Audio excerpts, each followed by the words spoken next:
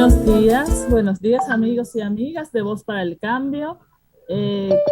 Felicísimo de estar con todos ustedes en esta mañana, esperando la entrada de nuestro invitado de honor, el maestro Celedonio Jiménez. Hoy tenemos un programa realmente espectacular, en el cual me doy el lujo de poder conversar con el maestro Celedonio Jiménez, un profesional destacado, un profesional que realmente nos enorgullece de contar con él como catedrático de la Universidad Autónoma de Santo Domingo.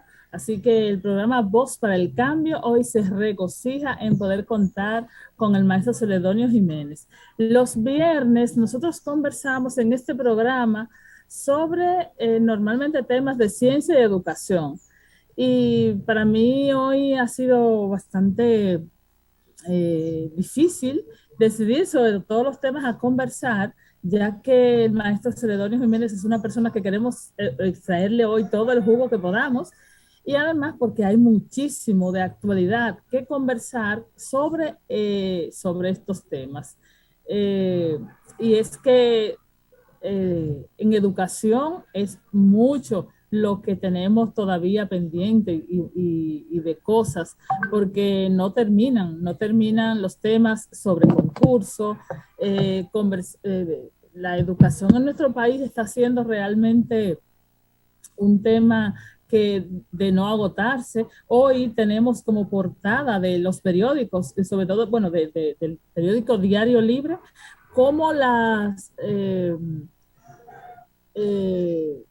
algo que es increíble, como en la etapa de lo que tiene que ver con el concurso, en aquel fallido, vamos a decirle, concurso que se inició la semana pasada para los docentes de educación básica, como en ese proceso nosotros tuvimos solamente un 4,8% de personas que aprobaron estas pruebas. Entonces,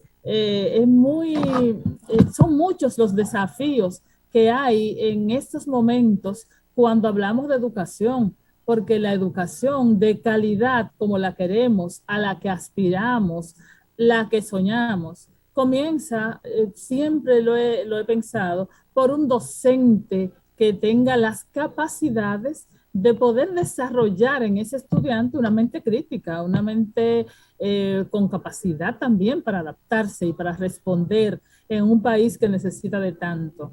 Entonces, queríamos conversar con usted, maestro, porque para ver cuál es su opinión sobre este tema, donde hay tantos desafíos, un inicio de año escolar, donde nosotros tenemos Dios mío, que preparar tanto, donde los centros educativos están a la espera de ver, donde los docentes, donde estamos viendo una parte presencial, donde todavía hay tantas incertidumbres, y al mismo tiempo, en estos momentos ya pensábamos que tendríamos los docentes seleccionados. Sin embargo, fíjense cómo estamos eh, eh, comenzando prácticamente el año escolar. Todavía no sabemos cómo va a culminar el proceso de selección de los docentes, pero ya el año escolar está a iniciar a la vuelta de la esquina. Entonces, maestro, era conversar con usted un poquito y que usted nos diga su parecer en cuanto a las posibilidades que hay de que este inicio de año escolar sea exitoso en medio de tantas incertidumbres. Y ahora, lo nuevo, eh, no sé si usted ha visto que ya tenemos la variante Delta, que es hasta ahora la más letal, la más temida, circulando en el país, en el momento en que estamos dando apertura a todo y estamos regresando a la ansiada normalidad. Entonces, son muchas las incertidumbres que hay ahora en estos momentos para el inicio de un año escolar. Entonces, no sé, me gustaría, no sé por dónde usted decide, de todas estas aristas que tenemos para conversar, por dónde usted decide hacerlo, maestro.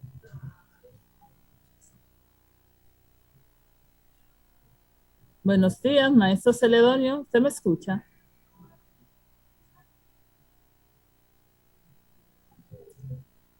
Ah, pero el maestro Celedonio no me está escuchando.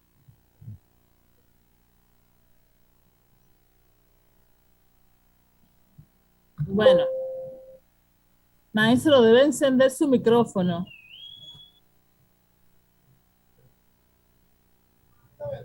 Debe encender su micrófono, maestro. Pues mire, lo que en estos momentos quisiera ver si nosotros podemos seguir. El maestro está conectando su audio y vamos a ver si dentro de nada lo tenemos ya con posibilidades con posibilidades de continuar. En este momento, la educación de nuestro país necesita de muchísimo esfuerzo, porque necesita no solamente de que las autoridades hagan todo de su parte para que el proceso sea exitoso, también necesita del esfuerzo y de la colaboración de todos los padres, en sentido general de la comunidad. Esos padres que tuvieron que hacerse cargo de la educación, pues de esos mismos padres necesitamos que también hagan todo de su parte y que ahora no le dejen todo al docente, sino que estén pendientes, tan pendientes como ellos saben que tuvieron que hacer el papel de docentes y con lo trabajoso que saben que es, ojalá que esa conciencia que debió crearse en el docente, nosotros la podamos tener. El maestro Celedonio, que aunque está con nosotros, sigue sin poderse conectar. Yo voy a seguir conversando con ustedes y esperando que el maestro pueda por fin conectarse. Pero, mientras tanto, vamos a seguir nosotros conversando sobre la necesidad y los desafíos que vemos en el inicio de este año escolar. Este año escolar realmente tiene muchísimas oportunidades y nosotros confiamos en que sea un exitoso año. Ahora que Por fin, maestro, por fin sí, tenía la tierra. problema con el sonido. Sí, sí, eso notamos y me alegro muchísimo de que usted por fin esté con nosotros. Conversaba con los televidentes de nuestro programa Voz para el Cambio, a los cuales agradecemos muchísimo la sintonía, la oportunidad y a usted darle las gracias por conversar con nosotros en este día. Para mí es un honor ya que usted es un invitado de lujo al que hoy le queremos sacar el máximo provecho. Conversaba antes de que, bueno, en momentos en los que usted no me podía escuchar, que hay muchísimos desafíos en la educación y que es increíble cómo todos los días la educación de este país es titular de los medios de comunicación porque estamos realmente en una situación bastante complicada. Entonces queríamos que usted nos converse un poquito porque la verdad es que hay muchos desafíos en la educación y uno de ellos mayor es el inicio de un año escolar en pandemia, donde todavía no tenemos los docentes seleccionados. Entonces, quisiera que usted, ¿por dónde usted prefiere comenzar a conversar conmigo? Porque la Sí, verdad es sí, justamente tú has puesto un tema crucial que todos nos planteamos, los desafíos actuales de la educación. Eh, y comenzando con el mismo problema de la virtualidad, mira qué situación me vi en el inicio.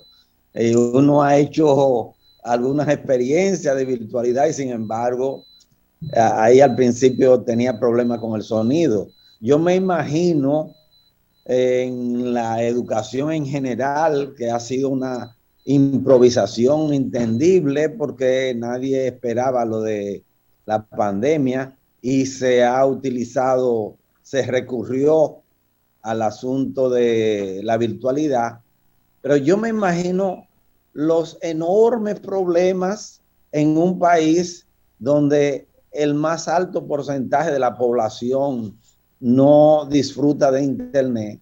¿Cuántos problemas habrán tenido en nuestros jóvenes, nuestros niños, en términos de recibir la educación por la virtualidad, por Internet? Yo creo honestamente que a pesar de que se ha hablado de los éxitos del uso de la metodología virtual para la educación, yo en el fondo pienso que es más propaganda política, demagogia política, como decimos vulgarmente, allante. Yo pienso que la gran mayoría de nuestros niños, de nuestros jóvenes, no habrán podido aprovechar ciertamente el proceso de educación, que ha sido una pérdida, ha sido un año perdido. Yo tengo experiencias personales de nietos que yo vi cuál era la situación en términos de su educación, una pérdida realmente. Es cierto que se hizo un esfuerzo, pero eso no quiere decir que proclamemos éxitos y loas en ese sentido. Entonces, comenzando por ahí, yo creo que hay que resolver el problema este de la educación en términos de virtualidad versus presencialidad. Se habla de la presencialidad, se están tocando tambores porque va a comenzar la presencialidad, pero tenemos enormes problemas. La prensa a diario da cuenta de una gran cantidad de escuelas totalmente deterioradas. Uno no se imagina por qué en un año y medio no se trabajó para reparar las escuelas, reparar los baños. Es una cosa insólita. Y algo todavía más insólito. Actualmente se está planteando concursos para alrededor de 19.181 plazas. Es decir, no tenemos todavía profesores para 19.000 plazas. Una situación verdaderamente alarmante, porque el profesor es fundamental en la educación. No hay educación sin maestro. Entonces, hay un grave problema en términos, es un serio desafío que se está planteando en términos de la habilitación física de las aulas, en términos de los profesores, en términos de los concursos. Yo creo que estamos atrapados realmente. Yo no quiero hacer un planteo pesimista, pero me siento que en el país estamos atrapados. En estudios internacionales se nos colocaba en el piso prácticamente, valga la redundancia, los estudios de PISA nos ponían en el piso en términos de educación. Pero yo digo, lo que ha pasado en los 2 últimos años en términos de educación nos hunde más todavía, porque siendo honesto, yo no creo que hayamos avanzado en términos de educación. La misma problemática de esta gran segmentación que tenemos en este país, esta división que se expresó en el conflicto de abrir las clases presenciales o no abrirlas, que era la confrontación que había entre, por un lado, la ADP y el Ministerio de Educación con los colegios privados que planteaban que se abrieran las clases, pero obvio, ellos tenían condiciones, han tenido condiciones. La escuela pública no la ha tenido. Entonces, ahí vemos cómo se manifiesta la tremenda segmentación que hay en nuestro país en términos de una escuela pública, por un lado, y una escuela privada, por otro lado, con condiciones diferentes. El problema de la calidad es otro tremendo desafío en nuestra educación. Una buena calidad se mide por los resultados. ¿Y qué resultados tenemos si las instituciones internacionales que estudian, que siguen los procesos educativos en los distintos países, nos siguen colocando en el piso?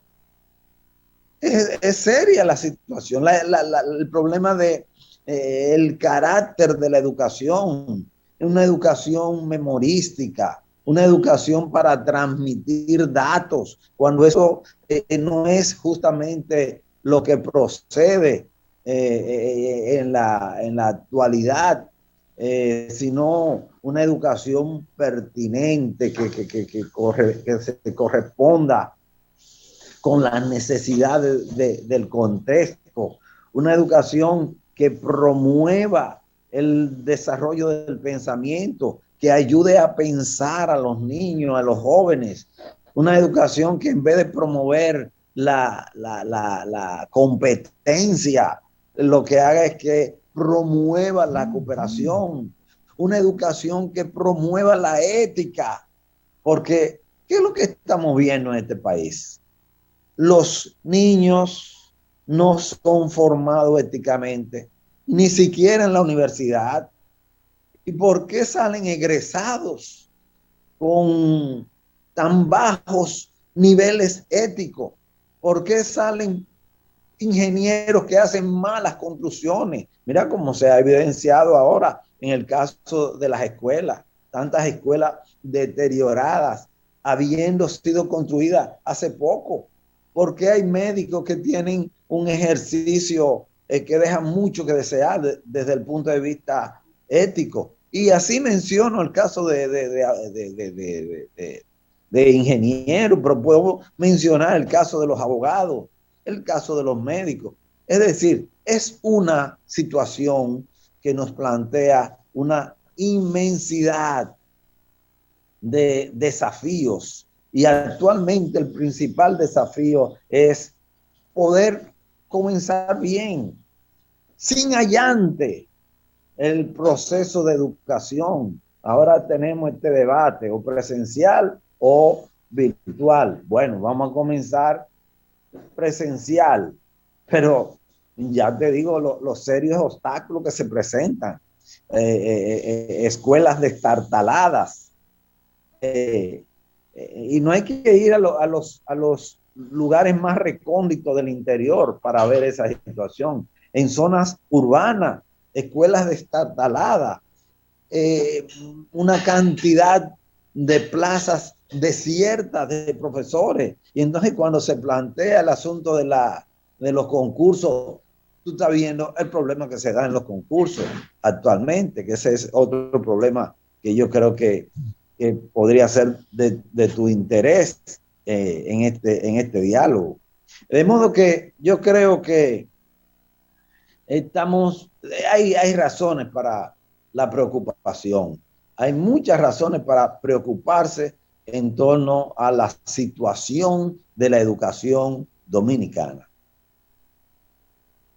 La verdad es que yo escuchándolo no puedo más que estar de acuerdo con todo lo que usted dice, porque cuando nosotros hablamos y pensamos, Dios mío, en todo lo que tiene que ver este año escolar, tengo un perro aquí que me está haciendo bastante interferencia, pero se escucha, maestro, Sí, yo escucho.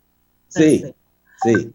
Y es pensar que cómo es posible que hayan todavía planteles, como usted dijo, si los centros estaban cerrados, pudieron haber estado en buen estado. O sea, hay cosas que a mí no me caben en la cabeza. ¿Por qué los dejamos deteriorar cuando justo era el momento de haberlos tenido guardaditos, limpiecitos y bien colocaditos?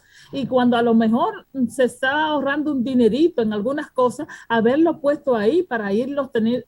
Entonces, ahora, al comenzar un año escolar, hay un montón a de la carrera que no están adecuados, pero de por Dios, y lo del concurso, tampoco me cabe en la cabeza que sabemos que, como usted dijo, ¿cómo es posible que casi 20,000 nuevos docentes son requeridos? ¿Y qué pasó? Sí. ¿Cómo estábamos sobreviviendo sin esa cantidad tan grande de docentes? Yo, la verdad, maestro, que son cosas que no me caben. Yo digo, a lo mejor es que yo estaba fuera del país mucho tiempo y me estoy sorprendiendo porque, pero no. Cuando lo escucha usted digo, no, Paula, no te estás volviendo loca. Es que realmente esto es No, es que vivimos en un mundo y una sociedad de improvisaciones. Es la improvisación, es el inmediatismo, es la urgencia, actuamos por urgencia. no planificamos, porque es como usted señala, profesora Paula, cómo no prever, planificar en todo ese tiempo. Bueno, vamos a ir, porque vamos a tener que volver a las aulas. ¿Por qué no vamos reparándola? ¿Por qué no vamos acondicionándola? No, no, no, dejar todo para último momento. O sea, es la sociedad de la improvisación que vivimos. Es una cosa terrible. Este mismo asunto de los concursos, se ve que haya habido improvisación. Ahí se plantea una cantidad de profesores que han reprobado, pero ahí o han sido muy malos porque han sido improvisadas las plataformas para impartir esos exámenes, o entonces nos estamos muriendo en este país porque de tantos profesores que el 95% desapruebe. No, no, no, es una barbaridad. Es decir, aquí tenemos una opción, una opción, o muy mala la plataforma o muy malos los profesores.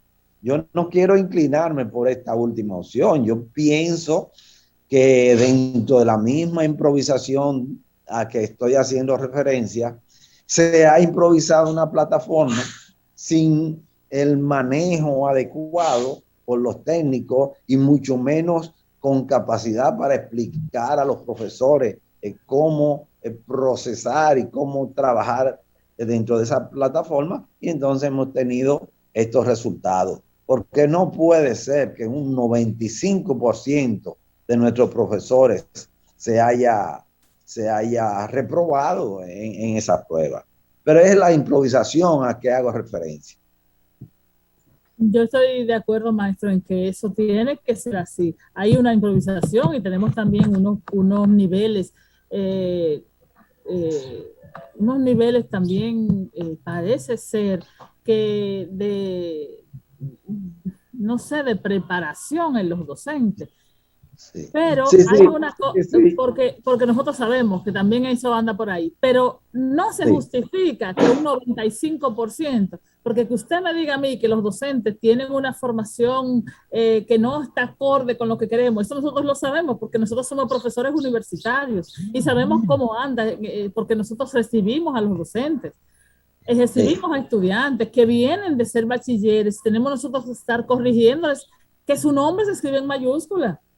Entonces, desde por ahí, maestro, uno se da cuenta que tenemos un problema serio en educación, que tenemos que resolver. Entonces, yo peleo con mis estudiantes de medicina y les digo, mis hijos tienen que aprender y tienen que demostrarlo desde el momento que escriben su nombre, porque no pueden demostrar que saben medicina si ni escribir saben. Así porque es. ellos se enojan con uno porque uno le está corrigiendo faltas de ortografía y lo que doy es bioquímica. Entonces, uno intenta educar en el sentido amplio, que implica que usted tiene un ente que no solamente tiene que aprender bioquímica, también tiene que aprender un poco de ética, también tiene que aprender un poco de formación integral. Formación integral, ¿verdad? Entonces, maestro, esto es muy difícil porque la educación integral, mucha gente no entiende qué es, muchos se circunscriben al papelito, al que me toca, al programita, y no tomamos un tiempecito en lo demás. Yo creo que el problema de los bajos niveles de nuestros estudiantes, que todos lo padecemos, eso es una realidad, todos lo padecemos, inclusive quizás no en el mismo nivel, pero hasta en los centros de estudios superiores privados también. Yo tengo experiencia y ahí también se manifiesta, pero claro, en el caso de la educación pública es una tragedia mayor. Es un problema que yo como sociólogo me veo en la necesidad de establecer la tremenda cadena que hay ahí. Hay una cadena de vicios que se van transmitiendo de una instancia a otra instancia, comenzando con la familia nuestra desintegrada, apenas pueden los padres, en muchos casos de ellos, si no analfabetas, con escasa formación para orientar, para avalar, para complementar, para estimular la formación de sus hijos. El problema de la familia, pero el problema de la familia no podemos endilgárselo a ella exclusivamente. Nuestra Constitución plantea la necesaria protección de la familia por parte del Estado. Y eso es letra muerta. Uno se pone a leer la Constitución, todo lo que ella plantea con respecto a la protección de la familia, y se da cuenta que no hay ninguna protección, sobre todo a la familia de los sectores más depauperados, más empobrecidos. Pero el mismo caso de los niños y de los jóvenes, que hoy día muchos de ellos no quieren estudiar, que si van a la escuela es porque los padres lo forzan, lo precisan que vayan, pero en su pensamiento no está valorar la escuela. ¿Por qué? ¿Qué es lo que está pasando en esta sociedad? ¿Qué es lo que están viendo los niños? Muy Que bien, los que maestro, con tienen dinero, los que tienen dinero son precisamente los que están vinculados al narcotráfico y a actividades non santas, a los politiqueros que se dedican a cuantas diabluras pueden haber. Esos son los que tienen dinero. ¿Y tú crees que eso no hace un efecto, no tiene una influencia sobre los niños? Ellos lo ven. No, con la educación. Y muchas veces llega el joven y se hace profesional y no consigue una colocación. No solamente, mira, te voy a decir, no solamente en el caso de profesionales de grado, profesionales de posgrado se van al exterior, regresan al país, o también sin irse, hacen posgrado en el país y luego no consiguen empleo. sí, de Entonces, eso es tengo un yo, drama. de eso tengo yo historias de terror, maestro. Usted sabe que yo estudié fuera del país y con mis compañeros, y lo que le Sí, puedo contar es desgarrador. Y de sí, eso y más cosas importantísimas vamos a continuar hablando luego sí. de esta pausa. Tenemos por ahí a Nicaulis Melo que se agrega a nosotros para conversar con usted en el próximo segmento. Por favor, Ah, amigos y amigas de Voz para el Cambio, no se nos vayan, ya regresamos, vamos a una pausa. ¿cómo no? ¿Cómo no?